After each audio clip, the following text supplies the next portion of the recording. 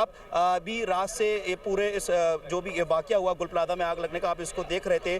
CEO जो 1122 है, उन्होंने इस बात को एडमिट किया है कि जो इमारतें हैं, चाहे वो न्यूली कंस्ट्रक्टेड हों या जो पुरानी हैं, उनमें कोई आग बुझाने के लिए जो जो जो कवानीन बनाए गए हैं, जो आग बुझाने के आलात हों या दीगर इस चीज़ें हों, उस पर कोई अमल दरामद ही नहीं होते। और ये ऑफिशियल हमारे पास वर्जन भी आ गया है। क्या कहेंगे इस बारे में?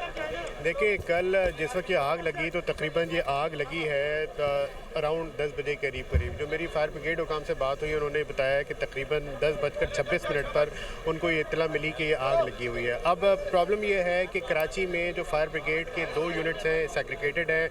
एक है केएमसी के पास जो मेरी बात हुई, इस वक्त कुछ 40 के करीब फायर टेंडर्स हैं। जब उनको 10:26 पे आग लगने की इत्तला मिली तो उन्होंने यहाँ पे फायर टेंडर्स भेजे। और फिर उसके बाद जो रेस्क्यू डीजी से मेरी बात हुई ब्रिगेडियर वाजिद से, उनका ये कहना था कि उनको तकरीबन 11:16 पर आग की इत्तला मिली। अब कल से अब तक की सिचुएशन ये है कि इस आग पर अभी तक इस आग को बुझाया नहीं जा सका, क्योंकि अंदर इतने हाईली इन्फ्लेमेबल आइटम्स हैं।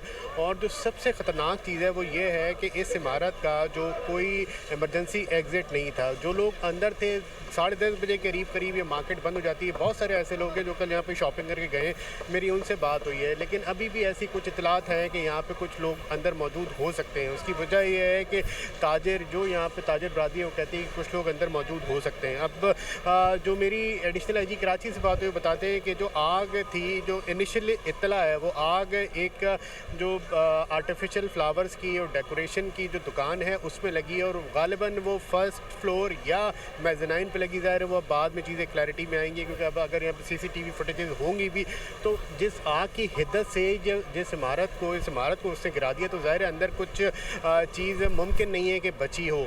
अब ये ऐसा लगता है कि मेरे अकब में, जैसे आप देख रहे हैं, अभी सीईओ से भी बात हुई, मेरे डीजी से बात हुई, मेरे दीगर अफराद से बात हुई। अब प्रॉब्लम ये है कि इस आग पे इस इमारत की जो कंस्ट्रक्शन है ये मखदूश हो चुकी है। इसके 2 हिस्से गिर चुके हैं। पीछे वाला जो इसका हिस्सा है, मैं वहाँ पे भी देखता हुआ है, वो भी नहायत ख़तरनाक हालत में है। अब ये अभी भी इसको जो डीजी रेस्क्यू के मुताबिक अभी भी तकरीबन 10 से 12 घंटे अभी भी लग सकते हैं इस आग पे मुकम्मल काबू पाने में। अब जब आग पे काबू पाया जाएगा तो उसके बाद जब यहाँ पे SBCA हुकाम है, दीगर हुकाम है, वो इसको विज़िट करके बताएंगे। लेकिन जो अपैरेंटली लग रहा है कि ये इमारत बिल्कुल मखदूश हो चुकी है। तो अब इस इमारत में जो रेस्क्यू का काम है, रेस्क्यू से मुराद है सर्च एंड रेस्क्यू का एक ऑपरेशन है। अभी तो इस आग पर आप देख रहे होंगे, यहाँ पे आग के कुछ शोले दिख रहे हैं, कुछ पीछे दिख रहे हैं।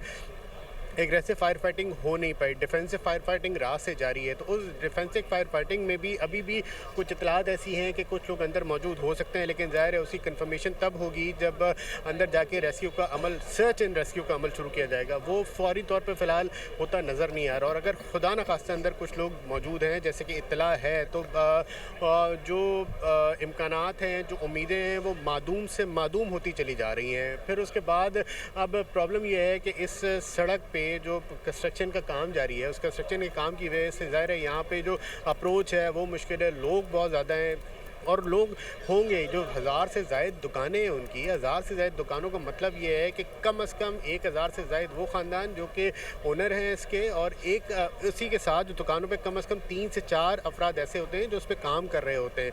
तो कितने लोगों का इससे रोज़गार वाक़ है, कितने लोगों का इससे रोज़गार वाबस्ता है, ये एक बहुत बड़ा सानिया है, इंसानी अलमिया एक जन्म ले रहा है। यहाँ पर रात तक तो कोई हुकूमती अहदेदार नहीं आया था, सिर्फ गवर्नर सिंध आए थे। लेकिन गवर्नर सिंध की हैसियत एक वफाक की हैसियत है, वफाक ने यहाँ पर विज़िट किया। सुबह यहाँ पे जाके जो डिप्टी मेयर हैं वो आए, फिर CS आए, और फिर जो अभी तक जो मेयर कराची हैं वो यहाँ पे नहीं आए। जो दीगर वज़रा हैं उनमें से अभी तक की मेरी मालूमात के मुताबिक अब तक कोई ख़ास प्रेजेंस नहीं है। तो ज़ाहिर है देखना पड़ेगा, यहाँ पे लोगों को समझाना पड़ेगा, उनसे बात करनी पड़ेगी, क्योंकि एक ऐसा इंसानी अलमिया जन्म ले रहा है। जब यहाँ पे एक, इससे पहले भी इसी रोड पे एक वो तो मुहर्रम में 2009 में एक दहशतगर्दी का वाक़या पेश आया था। उसके बाद एक आर्सन हुआ था जो कि बोल्टन मार्केट का हुआ था। उसी के लोग जो हैं वो आज मुतासरा हैं। तो यहाँ पे इतने ज़्यादा जो मुतासरा लोग हैं, अब उसका क्या होगा। दूसरा सवाल ये है कि यहाँ पे जो मेरी बात हुई है वो ये कि जो लोग हैं उन्होंने रमज़ान की आमद है, तो रमज़ान की आमद की वजह से उन्होंने यहाँ पे अपनी दुकानों पे ज़ख़ीरा किया हुआ। तो जो इमलाक, जो इस इमारत का नुकसान हुआ है वो तो हुआ ही है, लेकिन यहाँ पे जो माल उन्होंने ज़ख़ीरा किया हुआ था वो उसकी अगर हम एक तखमीना भी लगाएंगे तो बहुत ह्यूज उसका वॉल्यूम है, बहुत ह्यूज वॉल्यूम है। तो अभी भी यहाँ पे काम तकरीबन 10 से 12 घंटे चलेगा। 10 से 12 घंटे बाद अगर ये इमारत इस काबिल हुई कि अंदर जाया जा सका, सर्च एंड रेस्क्यू किया जा सका, तो फिर वो अफराद जिनके बारे में इत्तला है अभी तक इत्तला ही कहेंगे, क्योंकि ज़ाहिर है अभी तक कोई कंफर्मेशन तो किसी चीज़ की है नहीं। तो कैंप्स इधर लगे हुए हैं आपके बैक साइड के ऊपर यहाँ पे? जी बिल्कुल, ये कैंप सब लगे हैं। जिस वक्त यहाँ पे काम की ज़रूरत थी और जहाँ पे अब प्रॉब्लम ये है कि जैसे अभी रेस्क्यू ऑफिशियल ने भी बताया, मेरी बाकी लोगों से बात हुई, अब इस इमारत में दाखिले का कोई रास्ता तो है नहीं। इसके पीछे जो है वो ओल्ड सिटी एरिया शुरू हो जाता है और ओल्ड सिटी एरिया की खासियत ये है कि वो बहुत ज़्यादा कंजस्टेड है। तो एक बहुत ही गंभीर सूरत हाल है अभी भी, और अभी भी इस पर काम चल रहा है। यहाँ पे लोग जमा है। खुदा न खासा मेरे अकब में और आपके अकब में मेरे कैमरामैन फ़हीम अगर आपको दिखाएं तो इसकी जो बिल्डिंग की हालत है, खुदा न खासा अगर ये गिर गई तो यहाँ पे जो लोग हैं ये क्या होगा? अगर स्टैम्पीड यहाँ पे बच गई तो यहाँ पे जो हज़ारों लोग जमा है उनका क्या होगा? तो लोग ज़ाहिर है रेस्क्यू के काम में, कल भी मेरी ऑफिशियल से बात हुई थी, कल भी ये प्रॉब्लम था, आज भी ये प्रॉब्लम है, लेकिन इनमें से बहुत सारे लोग ऐसे हैं जिनके जेन्युइन कंसर्न है, जो कि डायरेक्टली यहाँ से वाबस्ता हैं। तो ये एक ऐसी सिचुएशन है जो कि अभी तक चल रही है और ऐसा लगता है कि कम से कम अभी 10 से 12 घंटे इसमें मज़ीद लगेंगे इसको इन चीज़ों को क्लैरिटी में आते हुए। अच्छा, अभी जिस तरीके से रेस्क्यू 112 के जो सीईओ थे उन्होंने इस बात को एक्सेप्ट किया कि शहर में भी जिस तरह के वाक़यात होते हैं आग लगने के, उन तमाम तर जगहों पे भी कोई जो है वो SOPs को फॉलो नहीं किया जा रहा है, और इस इमारत का भी उन्होंने खुसूसी तौर पे बताया कि यहाँ पर भी जो परेशानी हुई कि अंदर जाने के लिए कि अगर जो फायर फाइटर्स हैं वो अंदर जा सके तो वो नहीं जा पा रहे थे क्योंकि एग्जिट ही नहीं था। दूसरा ये कि बराबर में ही, इसके बराबर में DC साउथ साहब का भी दफ्तर है और उनके बिल्कुल दफ्तर के बराबर में ही SOPs की धज्जियाँ उड़ाई जा रही थी। तो दूर दराज की बात तो छोड़ें, वो तो जब यहाँ से जाते हैं उनकी गाड़ी जब यहाँ पे हॉर्न बजाती भी जाती है और जैसे ही अंदर दाखिल होती है तो ये सब यहीं से गुजर रहे होते हैं। तो क्या कहेंगे इस बारे में कि यहाँ पे जो इंतज़ामी मामलात के ऊपर जो कि कावानीन बन जाते हैं और कमेटीज़ बनती हैं, रूल्स एंड रेगुलेशन की बातें होती हैं, उसके ऊपर किस हद तक का अमल दरामद है कि जब DC साउथ के बराबर वाली बिल्डिंग में, दफ्तर के बराबर वाली बिल्डिंग में SOPs को फॉलो नहीं किया जा रहा होगा, तो हम इसका शहर भर का अंदाज़ा लगाएं तो उस पर हम क्या बात करें?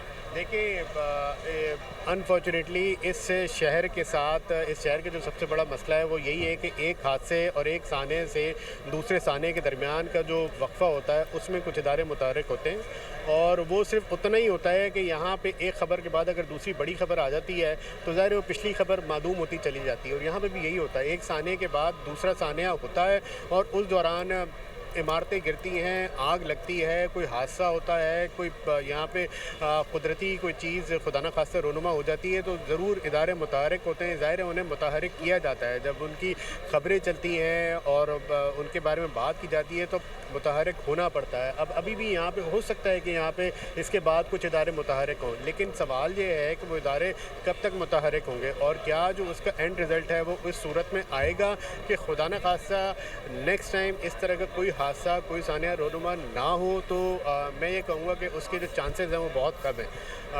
अभी भी यहाँ पे अभी भी जो चीज़ें मैं यहाँ पे देख रहा हूँ, पीछे से भी इसका विज़िट करता हुआ आया हूँ, यहाँ पे भी देखा है, कल रात से भी हम कांटेक्ट में थे, कल रात से हम इस चीज़ों को देख रहे थे। तो ज़ाहिर है अगर हम ये कहेंगे इसके चांसेस बहुत कम हैं तो ये गलत नहीं होगा। अब प्रॉब्लम ये है कि जो फायर फाइटर्स के दो इदारे हैं इस वक्त, कि एक KMC के पास है जो कि KMC का अपना है, एक रेस्क्यू 112 सिंध हुकूमत ने बनाया है। अब अगर रेस्क्यू को इत्तला 11:15 बजे मिली, 11:16 पे, और KMC का जो फायर ब्रिगेड है उसको इत्तला 10:26 में मिल गई, तो आप इसी का अंदाज़ा कर लें कि हमारे इदारों के दरमियान कितना बड़ा गैप है कि 10:26 और 11:16, तकरीबन 50 मिनट का ये गैप है। तो अगर एक साथ अप्रोच से, एग्रेसिव अप्रोच से एक साथ इत्तला होती और एक साथ यहाँ पे काम शुरू किया जाता तो हो सकता है कि कुछ चीज़ें बचाई जा सकती थी, हो सकता है कुछ जानें बचाई जा सकती थी।